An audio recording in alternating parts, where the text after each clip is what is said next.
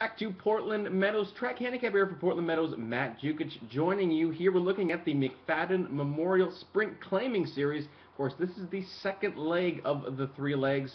Horses have earned some points already through that first one, trying to get eligible for that final on September 26th. That's Wednesday night. We're going to go 6 furlongs, 20 grand on the line. The top 12 point getters will get in. So check those standings and try to figure out which horses will be eligible for that last leg. Guaranteed to be a big field with a big purse on the line.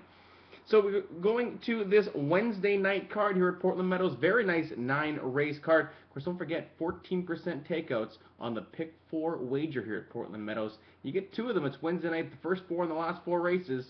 14% takeout. Great value for your dollar.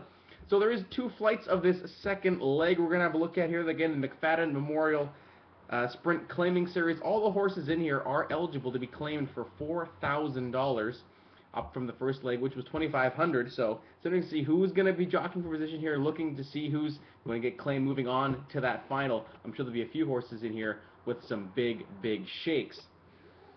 In the first leg, probably the easier leg of the two.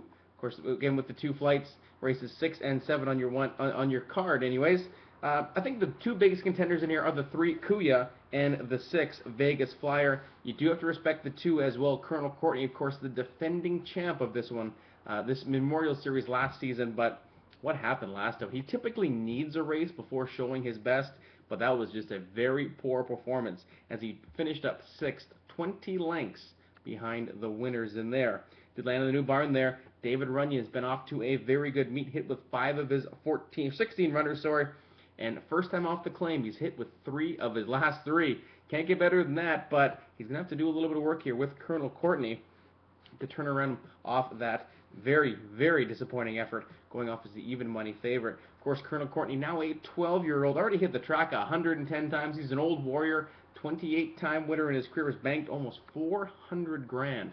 So Colonel Courtney should be able to get back on track. I don't know if he's going to be good enough to beat them again. It is a long way to go for those old bones. I'm going to try and get the 3-horse home here, and Kuya did like the way he ran last out, trying to make up ground, rallying up the inside, just couldn't get by Silver and Declan Downs. The other 2 we're going to see in the second leg. This race came up a whole lot easier, like I mentioned off the top. Kuya just couldn't get there, did go down by a head, lost the photo in the end, does get an added half furlong today, which should be right up his alley. The other one I don't mind, one that I think another one who will like the added ground is the 6-horse in here in Vegas Flyer. Did finish second last out to D-Devil, who just ran away from the field in one of the first legs of this series. The one who was claimed, we're going to see a lot of claiming action as everyone tries to get a horse eligible for that $20,000 final. So it's really the 3. I think Kuya is the best play in here. Of course, getting leading rider Luis Torres to stick in the irons. He's got a big lead on everybody else. I guess the big question mark is what do you do with the 2 Colonel Courtney, who is better than he showed last out, but will need to show that he can still get going. Off into race 7. This is a very interesting race. I've got probably 4 or 5 that can win this. Let's start right down on the rail with the 1 D-Devil. He just ran away from the field in one of the first legs of this, one of the first flights of the first leg anyways. Got to the front, opened up early and often. Now, the one who's claimed out of that race does get Rocco Bone to stick in the irons, does have speed, does have the rail, but does get to go a bit further and might find a few others in here who will want to run with him early. D-Devil's definitely one you want to cover in those exotic wagers. Maybe one to play on top as well. Off to the 3 in Silver. We talked about him topping Kuya last out. Also held off Declan Downs, who he sees again today. Another one likes to be out right on the early lead. Probably expect the inside 2 runners in here to be out there banging heads right away. 3-time winner from 8 starts at the distance. Does it love it here at Portland. Never missed the exactor from 4 tries. Silver with Mary Jo Treleski and Jonathan Nance. How good has Jonathan Nance been so far here at Portland? He's hitting at 40%. About 85% of his runners have been in the money. He's been off to an unbelievable start. Have to respect anything Nance leads over right now. The one I've actually picked on top is the 4 Declan Downs. Did compete in this series last year. Did end up 5th in the final. Did take a leg home though. This guy shows up to play every single time, and the biggest advantage to him is that he's going to be able to play. He's going to be able to place anywhere in the race. Was on the lead last out, but he doesn't have to be on the lead for his best shot to win. I've actually got the 4 Declan Downs on the top end of my ticket. 6 for 8 in the money at the distance, and 6 for 10 in the money here at Portland Meadows. I think that race 3 back and the $2,500 non-winner of the year really will stamp him as a big, big contender here.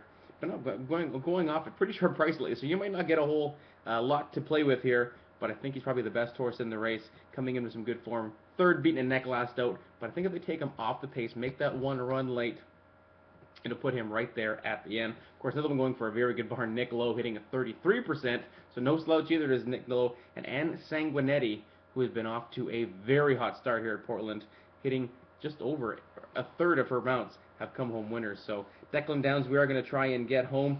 Some other interesting ones, maybe the outside horse, Golden and Sweet, Troy Stillwell or Robbie Bays. Did tangle with some other ones last out, does get into a new barn here. Robbie's been pretty good with newcomers to him. I just think you're going to have a tough time beating Declan Downs. And D-Devil, if he gets up by himself, if he clears from the field again, he just very well could be gone in the early stages. So again, don't forget that race 6 on the Portland Meadows Wednesday night card does kick off that late pick 4, 14% takeout. Again, probably the easier of the 2 legs. You might want to be able to go too deep. If you want, you can throw Colonel Courtney in there, hoping to bounce back off that poor effort. But it is Kuya in the first leg getting the extra ground. Have a look at the 6 as well, Vegas Flyer. 1 and 4, probably the most logical ones in that second one. Got to have Zilver as well. If you wanted to throw and watch your money on the bounce back, not a bad idea to do that either. So again, 14% takeout, McFadden Memorial Sprint Championship Series. Everyone trying to stay eligible for that Wednesday, September 26th, 6 furlong final, 20 grand on the line. See how the points shake out, which 12 are able to make it into the final, and which ones are going to be claimed here, as there will be a flurry of activity with horses landing in new barns. Maybe we can get lucky and find some winners.